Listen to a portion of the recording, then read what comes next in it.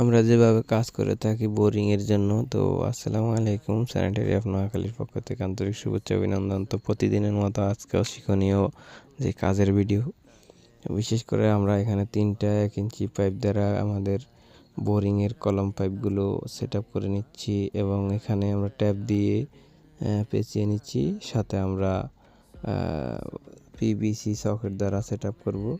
তো PVC socket অবশ্যই কেন ব্যবহার করবেন সেটা বলি আমরা।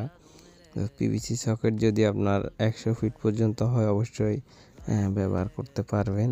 আর এর পরবর্তীতে যখন বাড়তি হয়ে যাবে তখন অবশ্যই আপনাকে জিআই ব্যবহার করতে হবে, কারণ এটার একটা লোড ক্যালকুলেশন করে আপনাকে পিভিসি ব্যবহার কিংবা জিআই ব্যবহার করতে হবে। তো আমরা এখানে পিভিসি করছি, আমাদের এখানে সেকশন 30 ফিট, 1 হর্সের 1 ইঞ্চি মোটর। তো আউটপুট ইনপুট 1 ইঞ্চি। তো আমরা এখানে 1 ইঞ্চি 3 টাকায় কলম পাইপ নামাবো, অর্থাৎ 30 ফিট, কারণ আমাদের বোরিং হচ্ছে এখানে 40 ফিট।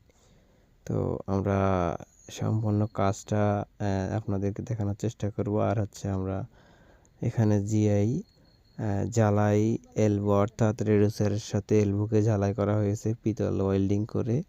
তো সেটি আমরা এখানে গাম দিয়ে এখন একেবারে সেট আপ করে দেবো, কারণ পরবর্তী যদি বোরিংয়ে ড্রপ দেওয়ার পর যদি অ্যাকুরেটভাবে না হয় তাহলে অনেক কষ্ট। এই জন্য আগে থেকে আমরা উপরে থাকতেই রেডি করে নিচ্ছি। আর এভাবে অবশ্যই আপনারা সবসময় উপরে থাকাকালীন রেডি করে নেবেন, কারণ বোরিংয়ে যখন পাইপগুলো ঢুকানো হবে তখন অনেক কষ্ট এই কাজটা করা।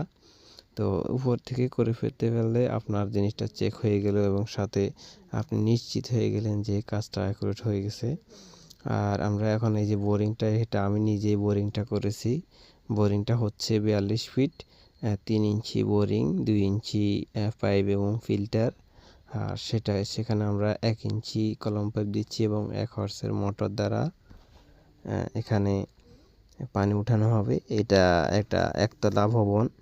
তো এই ভবনে অবশ্যই দেখছেন আমরা যে এখানে সিপিভিসি দ্বারা কাজ করেছি বাকিগুলো। তো শুধু আমরা কলম পাইপগুলো দিচ্ছি থ্রেডের, এর কারণ হচ্ছে সব সময় যেন উঠানোর সময় বা সমস্যা হলে, চেক বল নষ্ট হলে যেন কাজটা একটু সুন্দরভাবে করা যায়, দ্রুতভাবে সেট আপ করা যায় বা ঠিক করা যায়। যদি সিপিভিসি ইউজ করি, এখানে আসলে আপনারা জানেন যে সিপিভিসি আসলে অনেক খরচ হয়ে যায় এবং অনেক সমস্যা। তো এখানে অবশ্যই আপনার থ্রেড ব্যবহার করবেন, সিপিভিসি না। আর এর আগে তো আপনারা দেখেছেন কিভাবে আমরা কাজগুলো করেছি। তো এখন আমরা এখানে জিআই লাগাবো, কিন্তু পানি চেক করার পরে আমরা এখানে আবার পুনরায় 6 ইঞ্চি